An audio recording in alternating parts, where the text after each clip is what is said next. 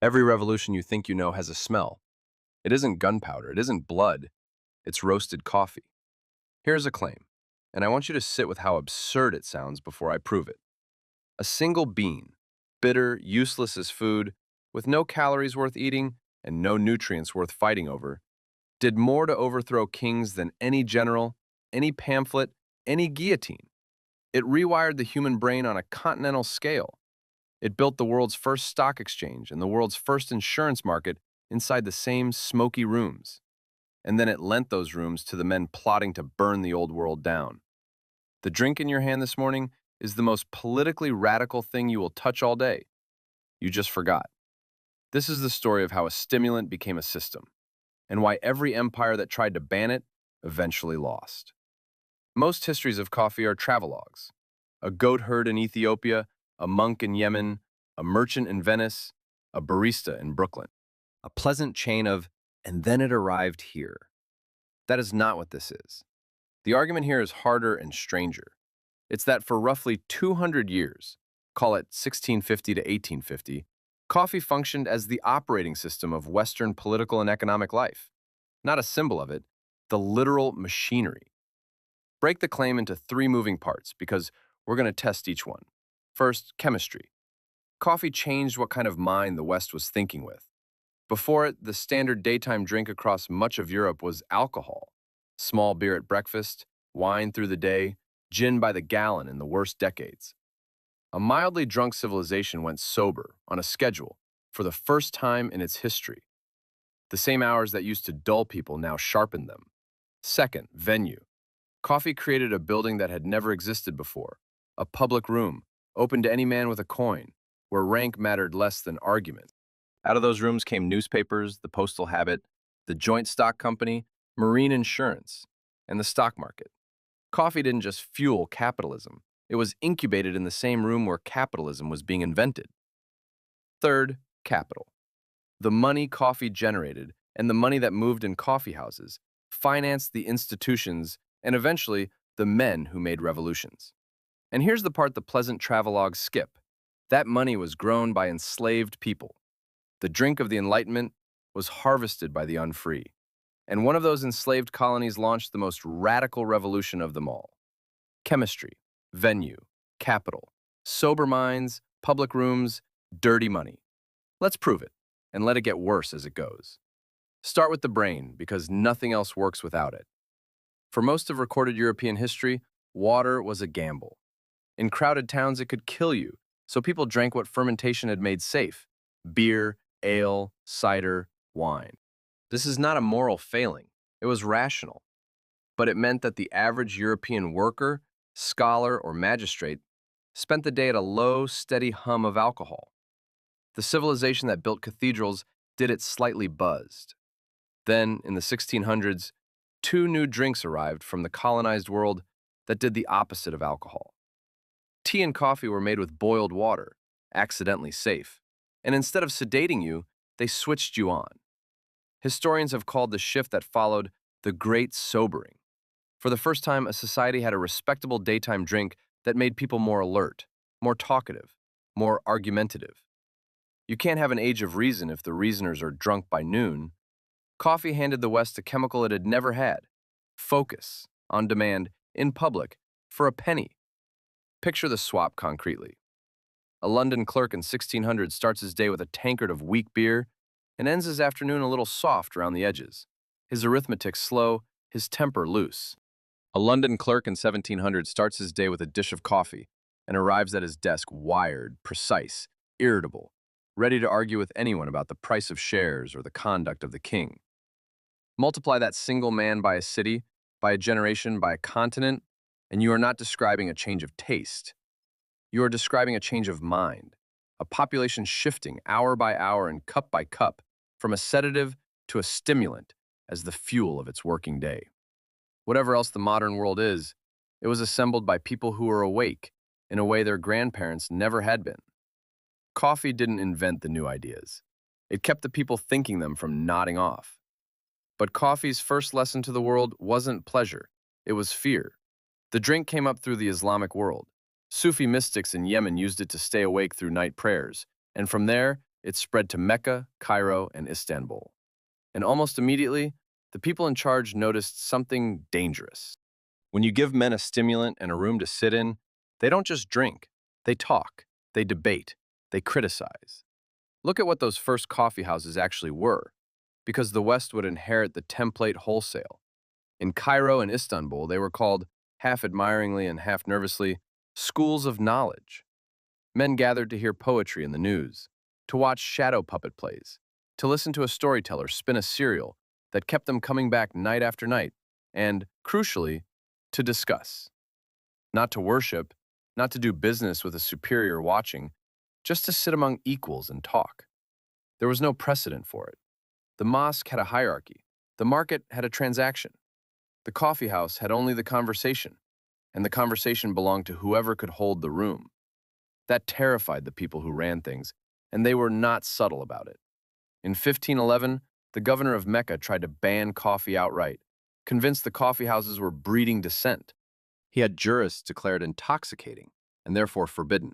He had stocks of it burned in the street. The ban collapsed within a year, overruled from Cairo, where the higher authorities pointed out that coffee was no such thing. But the instinct was correct, and it would repeat for the next 3 centuries on 3 continents. The Ottoman Sultan Murad IV went further still in the 1630s, treating coffee houses as nests of sedition, shutting them by decree, and reportedly enforcing the ban with a brutality that makes the point on its own. Rulers did not fear the bean. They feared the room.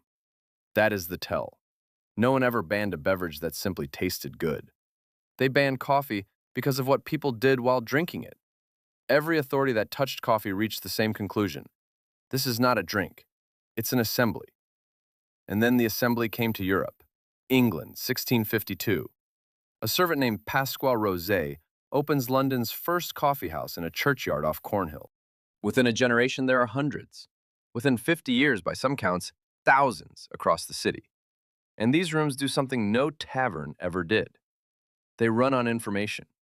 The English nicknamed them penny universities. The logic was simple and revolutionary. Pay a penny at the door, and you bought not just a cup, but a seat.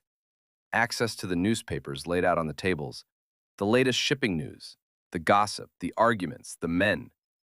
A dock worker and a duke could sit at the same bench. Rank still existed outside, but inside the door the currency was what you knew and how well you could argue it. Europe had never had a space like this.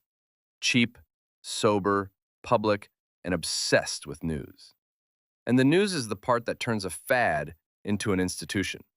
Coffee houses became the nervous system of the city's information. Letters were addressed to people at their coffee house because that's where they could reliably be found. The rooms effectively functioned as a private postal network before there was a public one. Newspapers and periodicals were not just read in them, some were practically written in them.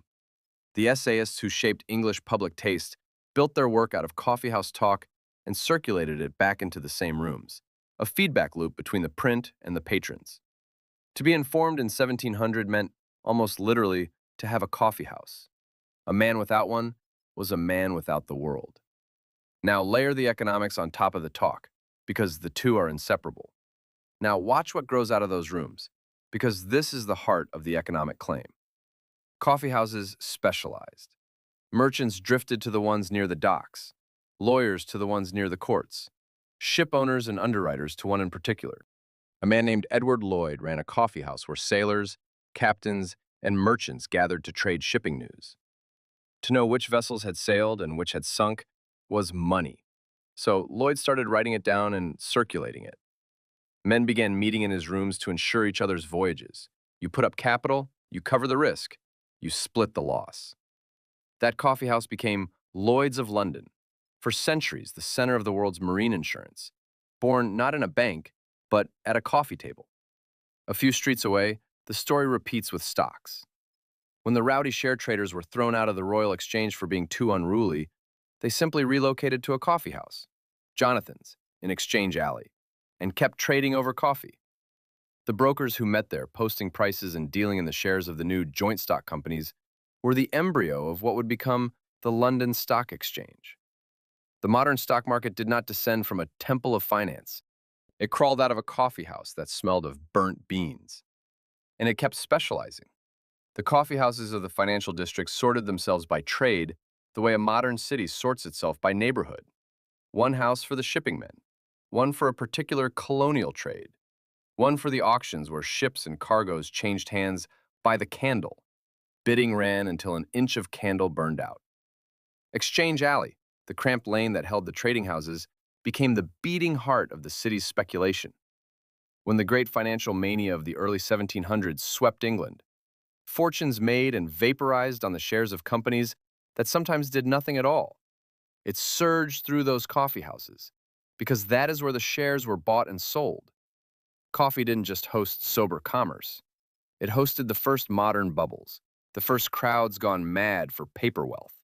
The full emotional range of capitalism, from prudent insurance to delirious speculation, was rehearsed over coffee before it ever had a stock ticker.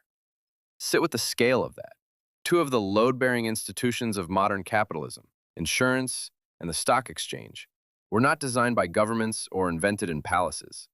They self-assembled in public rooms, among ordinary men made sharp by caffeine and hungry for information. Coffee provided the chemistry that kept them alert, the venue that put them in the same place, and the news culture that gave them something to trade on. This is the economic engine the title points at. Coffee didn't fund revolutions by being sold.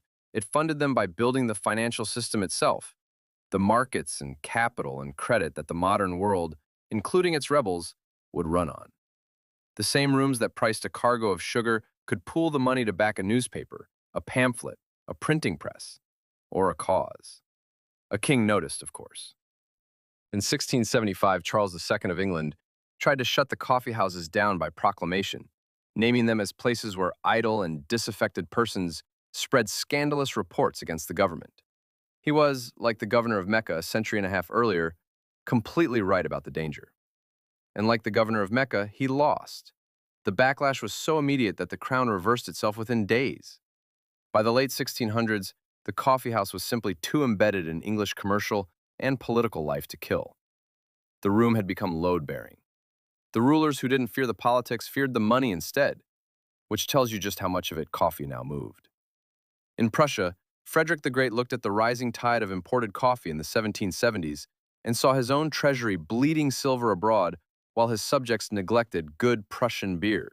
So he tried to wrench the trade back under the crown, restricting roasting to licensed houses and, the detail that says everything, employing disabled veterans as coffee sniffers, men who walk the streets following the smell of illicit roasting to root out anyone brewing without permission. A king sets spies on a smell. That is not the behavior of a state reacting to a luxury. It is the behavior of a state that has realized a drink has become an economy, and that the economy is slipping out of its hands. Even the music registered the anxiety. In Leipzig, around 1735, Johann Sebastian Bach set to work on a small comic cantata about a father trying and failing to break his daughter's coffee addiction, a joke that only lands in a society where coffee has become household enough and contested enough to argue about at the dinner table. When the great composer of the age is writing comedy about your beverage has won. Now we go to the place this has been heading. Because a public, sober, information-saturated room where rank dissolves is not just good for business. It is the perfect machine for organizing the end of a regime. Cross to Paris.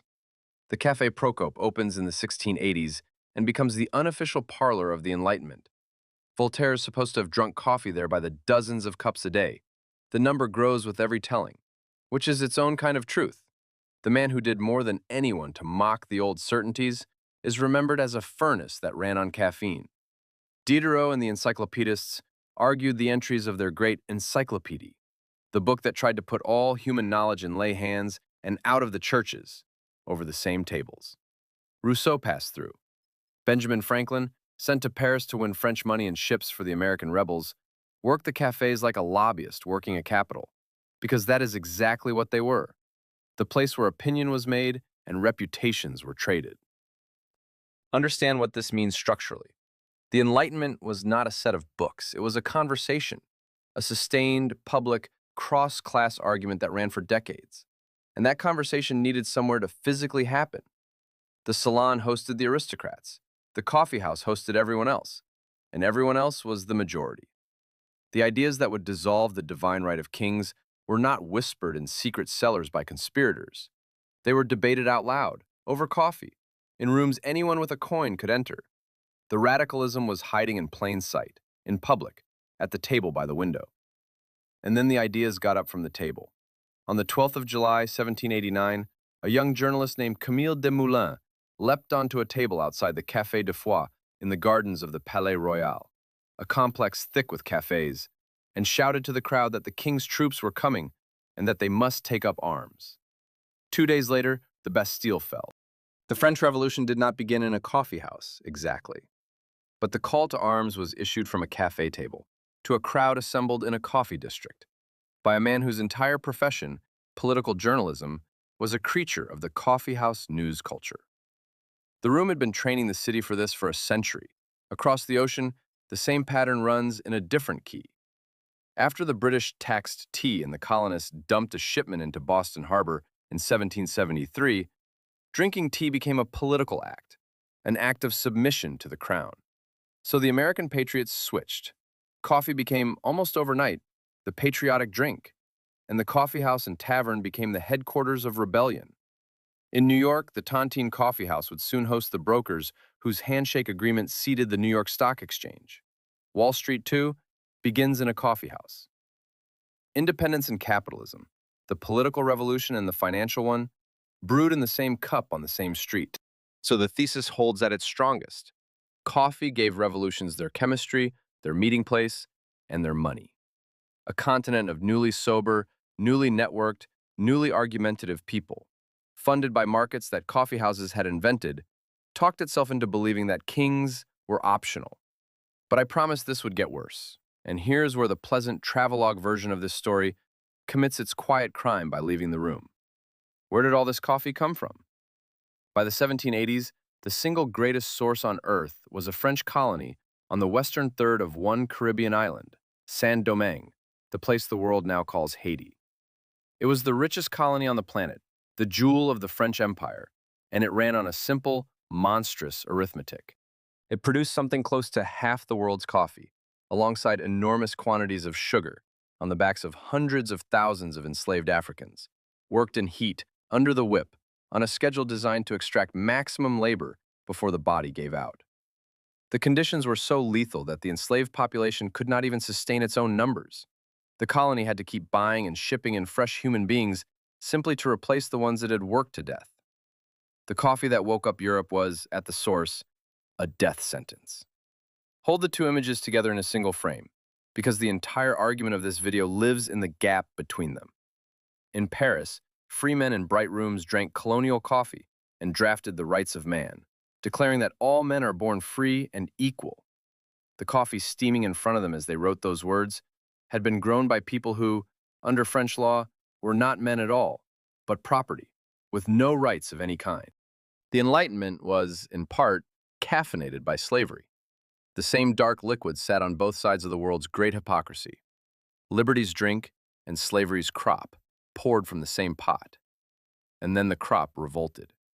In 1791, the enslaved people of Saint-Domingue rose up. What followed was not a riot, but a war. 13 years of it, in which formerly enslaved men defeated the armies of revolutionary France, then the forces of Spain and Britain, and finally the veteran army Napoleon himself sent to crush them and restore slavery. In 1804, they declared independence and founded Haiti, the first nation born of a successful slave revolt, the only time in recorded history that an enslaved population overthrew its masters and built its own state on the ruins. They took the rights of man literally, more literally than the men who wrote them ever intended, and made them real with muskets. So the most radical revolution of the entire age did not happen despite coffee. It happened in the colony coffee had built, carried out by the very people whose forced labor had filled the cups of Paris. The bean that bankrolled the dream of freedom in Europe also created the hell whose prisoners seized freedom for themselves by force. Coffee was on both sides of the barricade. That is the synthesis no travelogue gives you. Coffee funded the salons that imagined freedom, and it created the plantation hell whose victims seized freedom by force.